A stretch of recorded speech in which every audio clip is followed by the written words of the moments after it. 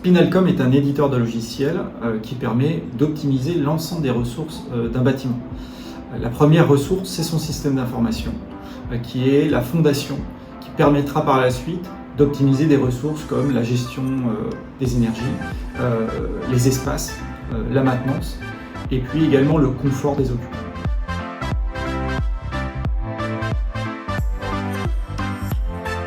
Nos clients sont des propriétaires principalement de bâtiments de bureaux, mais également des industriels.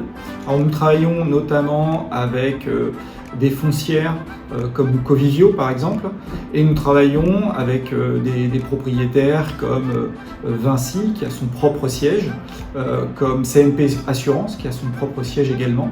Et nous avons également commencé à travailler avec des entreprises internationales, notamment au Canada. Nous avons signé un siège de 100 000 m² à Montréal.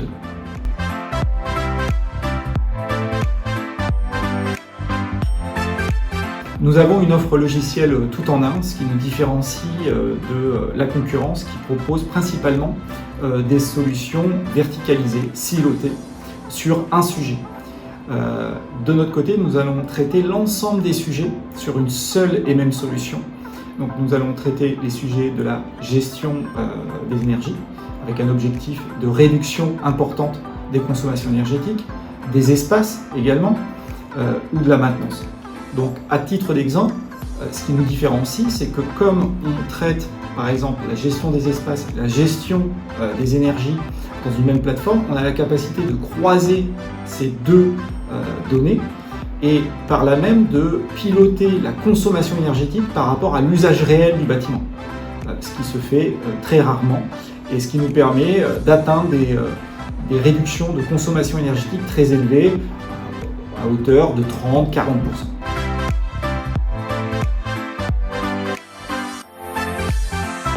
Le business model est basé sur la vente de logiciels sous forme de souscription annuelle, soit en mode SaaS, c'est-à-dire hébergé dans un cloud que nous gérons pour le compte de nos clients, ou on-premise, c'est-à-dire sur un site qui appartient au client, sur des serveurs qui appartiennent au client. C'est le cas par exemple de notre client EDF, sur lequel on a déployé en local sur leur propre serveur.